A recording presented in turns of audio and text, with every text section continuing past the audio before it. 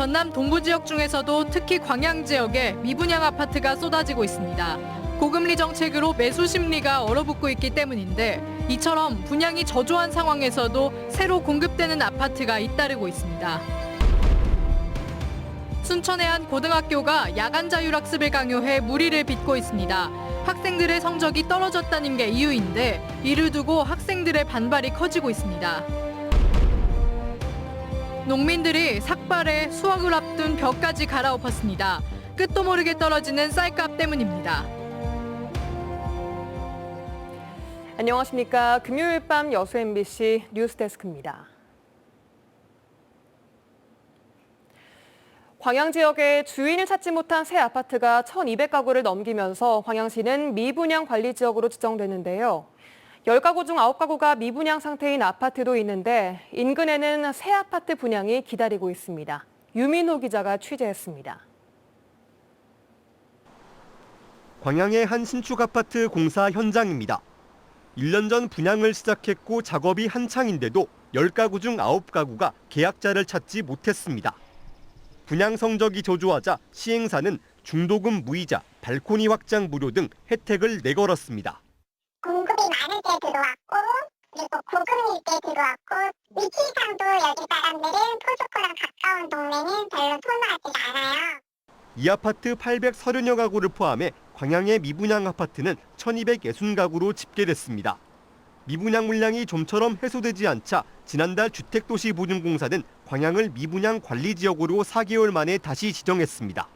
하반기에만 마동과 광양읍 등에서 2,000가구 넘는 새 아파트가 분양을 앞두고 있어 미분양 속출이 우려되고 있습니다.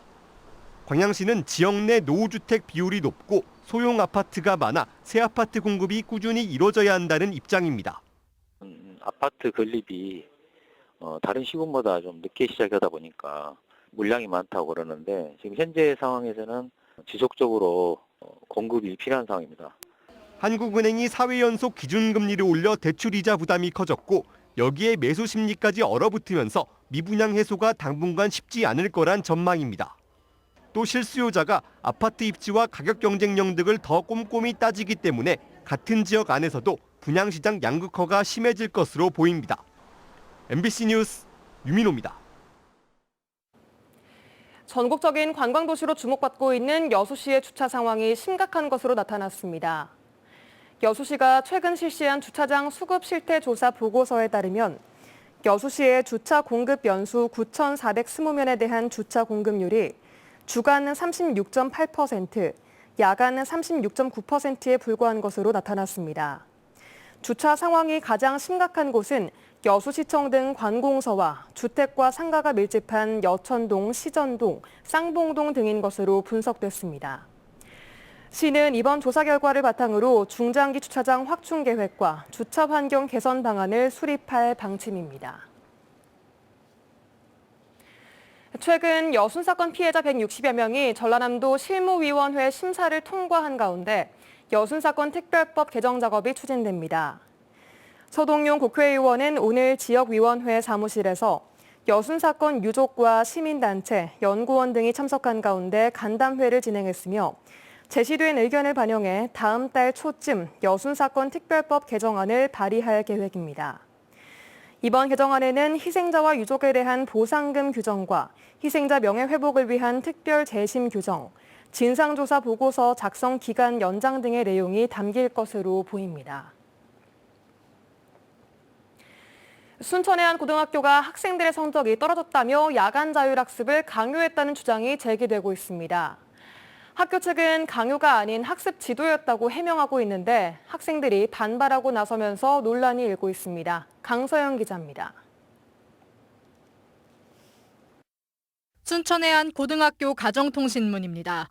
정규 수업과 방과 후 수업 9교시를 마치고 밤 10시까지 야간 자율학습을 하는 일정이 나와 있습니다. 세부 규칙을 들여다보니 자습 시간엔 화장실 이용도 금지한다는 내용이 담겨 있습니다. 그동안 자율이란 이름과는 달리 사실상 학생들에게 강제되면서 문제를 빚어왔던 야간 자율학습. 학생들의 선택권을 침해한다는 지적에 따라 전남도교육청은 2017년부터 고교 운영 방침에 학생의 방과 후 자율 선택권을 명시하고 있습니다. 그런데 해당 학교 재학생들이 이번 신학기가 시작되자마자 사실상 야간 자율학습에 강요당했다고 주장하면서 논란이 일고 있습니다. 학원 등의 다른 공부 계획을 제시해도 담임 선생님이 야간 자율학습 참여를 요구하거나 학생의 요청에도 불구하고 학부모의 동의가 있어야만 야자를 빼줬다는 겁니다. 담임 선생님께서 일단 저희 반한테 무조건 한다고 그냥 바로 직접적으로 말씀을 하시고 못하겠다 하는 것도 이제 일절 안 된다고 말씀을 일단 우선을 하셨어요.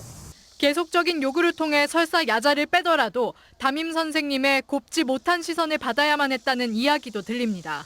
그 학생한테는 이번 시험에서 성적 떨어지면 넌 무조건 야자를 해야 한다고 하시고 그런 면에서는 압박이라고 느껴졌습니다.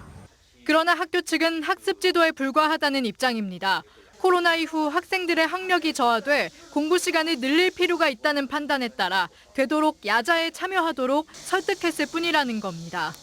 조금이라도 더 독려해서 공부시키는 것이 저희들 역할이라고 생각을 해요.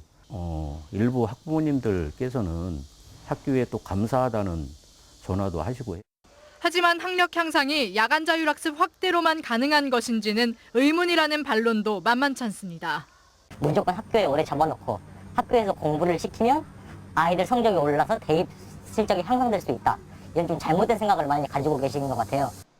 순천의 한 고등학교를 중심으로 일고 있는 야간 자율학습 강요 논란. 학생들의 학력 향상과 자율성을 함께 추구할 방안을 논의해야 한다는 목소리가 커지고 있습니다. MBC 뉴스 강서영입니다. 광양항 진입 주요 항로인 묘도수도의 항로 직선화 사업이 사업계획 적정성 검토를 통과했습니다. 여수지방해양수산청은 여수 국가산단을 입출항하는 대형 선박들의 통항 항로 여건을 개선하기 위한 광양항 묘도수도 항로 직선화 사업이 기재부의 KDI 사업계획 적정성 검토를 통과했다고 밝혔습니다.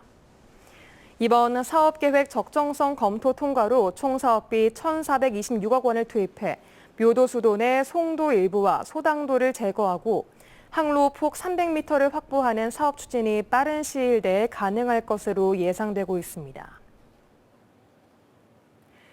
경찰 수사 도중 파손된 도자기를 정부와 지자체가 배상해야 한다는 취지의 대법원 판결이 나왔습니다.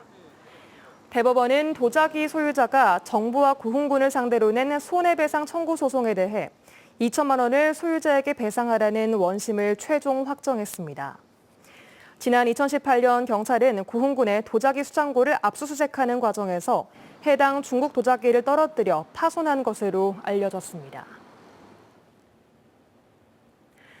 유례 없이 쌀값이 폭락하면서 농민들의 분노가 커지고 있습니다. 농민들은 정부의 쌀 가격 안정 대책 마련을 촉구하며 수확을 앞둔 벼논을 갈아엎고 삭발까지 했습니다. 박종호 기자가 취재했습니다. 추수를 앞둔 논에 벼를 수확하는 콤바인 대신 트랙터가 등장했습니다. 트랙터가 지나간 논 3천여 제곱미터는 쑥대밭으로 변해버렸습니다. 쌀값 하락이 계속되면서 농민들은 결국 자식 같은 벼를 갈아엎었습니다. 이른 봄부터 키워온 벼를 포기할 만큼 더 이상 물러설 곳이 없다는 농민들. 기름값과 인건비, 대출이자 모두 급등하고 있는데 쌀값만 끝없이 하락하고 있다고 대책 마련을 촉구했습니다. 수확기를 앞두고 자식처럼 애지중지 키운 나락을 갈아엎는다는 것은 그만큼 생존에 대한 상황이 심각하다는 것을 말해주고 있습니다. 현재 20kg 산지 쌀 가격은 지난해 같은 기간보다 23% 떨어진 42,522원 수준. 쌀 재고량은 48만 6천 톤으로 지난해보다 70% 늘었고 쌀값을 잡겠다며 정부가 세 차례에 걸쳐 37만 톤의 쌀을 시장 격리했지만 떨어지는 가격을 잡지 못하고 있습니다. 국내 쌀 자급이 달성된 지 45년 만에 가격이 폭락하고 있는 겁니다. 이제 수확기가 시작되었지만 나락값을 찾는 데가 없다고 합니다. 벼농사도 이제는 끝입니다. 농민들은 전남도청 앞에서 집단 삭발식을 갖고 쌀값 폭락 대책을 시급히 마련할 것을 전라남도에 촉구했습니다. 또 오는 29일 서울역에서 쌀 시장 격리와 농업 생산비 보전 대책을 촉구하는 전국 농민대회를 열기로 했습니다. MBC 뉴스 박종호입니다. 앞으로는 시도지사가 섬을 개발하기 위해서는 미리 공청회를 열어 지역 주민의 의견을 의무적으로 청취해야 합니다. 더불어민주당 김승남 국회의원은 최근 현행 도서개발촉진법이 제정 시행된 지 30년 동안 섬 지역의 기반시설 확충에는 기여했지만 주민 의견이나 지역 특성이 제대로 반영되지 못했다며 이 같은 내용을 골자로 하는 섬발전촉진법 일부 개정 법률안을 대표 발의했습니다. 김 의원은 또 각 지방자치단체에 도서지역 개발을 위한 지방섬발전위원회와 섬발전지원센터 등의 설치 근거도 이번 개정안에 담았다고 밝혔습니다. GS칼텍스가 2022년 한가위를 앞두고 여수 지역 소외 이웃들에게 1억 원 상당의 성품을 전달했습니다. GS칼텍스는 오늘 여수 세계박람회장 행사장에서 여수에서 생산된 20kg 쌀 1,300여 포대와 식료품 선물 세트 600개 등 1억 원 상당의 성품을 마련해 지역 내 132개 복지기관과 독거노인 460세대, 북한 이탈 주민 140세대 등에 전달했습니다. GS칼텍스는 2005년부터 18년째 지역 소외계층에게 선행을 이어가고 있으며 이를 통해 전달된 성품의 누적 규모만 15억여 원에 이르고 있습니다. 저희 여수문화방송이 오늘로 창사 52주년을 맞았습니다. 여수문화방송 이호인 사장은 오늘 창사 52주년 기념식에서 발빠르고 다양한 사업 발굴과 최고의 프로그램 제작을 통해 100년 기업 여수 MBC를 꿈꿀 수 있는 기반 구축에 나설 뜻을 밝혔습니다. 여수 MBC의 직원들도 빠르게 변화하는 미디어 환경 속에서 공정한 뉴스와 알찬 방송 제작에 힘쓰고 지역민과 함께하는 지역민의 방송으로 거듭날 것을 다짐했습니다.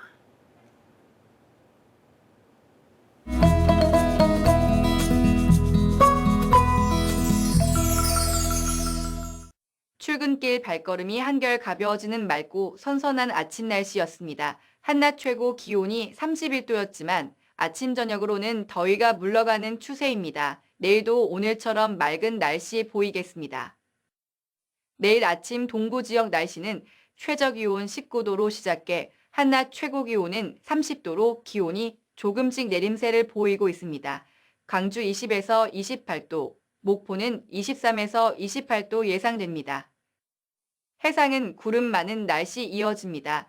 예상되는 바다의 물결은 먼바다 포함 최대 1.5m고 바람은 초속 6m에서 12m로 불겠습니다. 여수 만조 시각은 아침 9시 9분, 간조 시각은 새벽 3시 10분입니다. 다음은 주간 날씨입니다. 비 내리는 화요일과 수요일을 제외하고 맑은 날씨가 계속될 전망입니다. 9월을 앞두고 선선해진 날씨에 조금씩 다가오는 가을을 느낄 수 있겠습니다. 지금까지 AI 날씨였습니다.